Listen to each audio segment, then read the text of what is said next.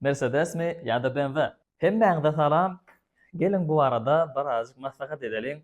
Türkmenistanda we bütün dünýäde maşynalar barada soragyçylyk ýüze çyksa, ýeketäk soraw we Mercedes mi ya da BMW. Paka men taryha aýlan gaýdançam, siz like basmagy we podpisasiýa etmegi ýadyňyzdan çykarmaň. Videony dogry görüň, videoň soňunda konkurs geçirjekdir. Konkursa gatnaşyp bilersiňiz, kommentarlarda ýarşy geçiren. 1983-nji ýyl oktyabr aýynyň 1-i Karl Benz Nemes inženeri Benz Eco ady bilen bir kompaniýa döredýär. Şol kompaniýada dünýä ýer ýüzünde ilkinji tapar işden ýangyşly motor oýlap tapýar. O näme?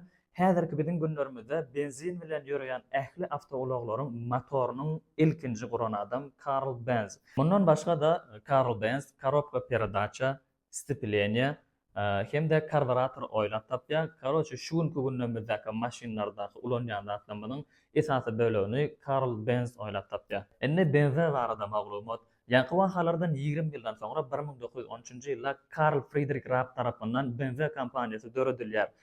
BMW Karl. Mercedes'in kam Karl, BMW'nin kam Karl. İkisi de adı Karl yani.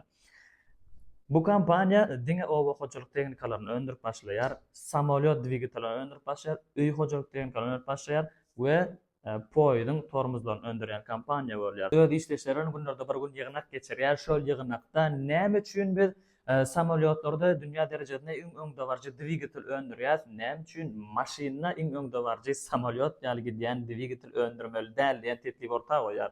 Şol tekliplerden soňra 1924-nji ýylda ilkinji BMW kompaniýasy tarapyndan öndürilen motor oýlap tapylýar. Şol motor 87 gedek dünýä rekordyny döwýär.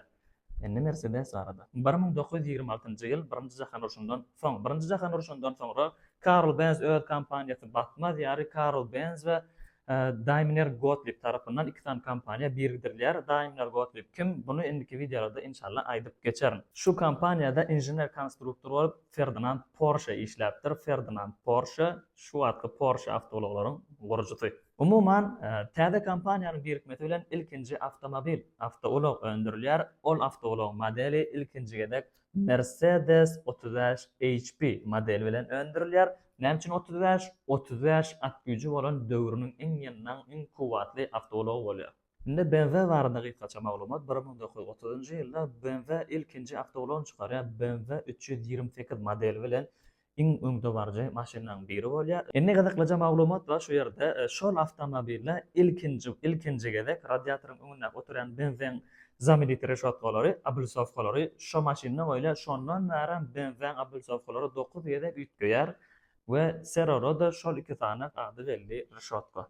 Men pikirimçe Mercedes hom BMW diýip sorag berilende bir çagadan ejen gowmy ýa-da kakan gowmy diýip kakoýda gyssaýan soraglar berilýär ýa-da syýagatçydan degedek sen gowmy taga sen gowmy diýen sorag ýaly. Men orbit çeýnedim näme, meýaty çeýnedim näme kakoýda şon ýani to sorag bolýar.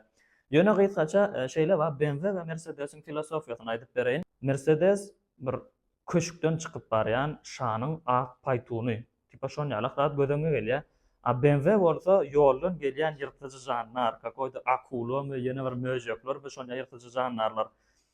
Mercedes rahatlygy, baýlygy we puly simbol görkezýär. BMW bolsa öňegidijilik, maksada okkunlyk, ýynnamlygy simbol edýär. Şeýle bir zat we Mercedes bilen ulra kruga girseň rahatça, akurança şeýle çiýşip ýöreýän, BMW bilen kruga girseň hukman gapdallykan ýöremeli bolýar. Indi bolsa gyzyklyja konkurs. Mercedes we BMW znaçoklary barada taryh maglumat atlary nähili, kaçan oýlap tapylyk, näme manyny aňladýar. Kommentariýada dogry jogap berene 100 manat pul bayragy. Biziň sahypalarymyzdan aýrylmaň, indiki videolarda görüşýänçek.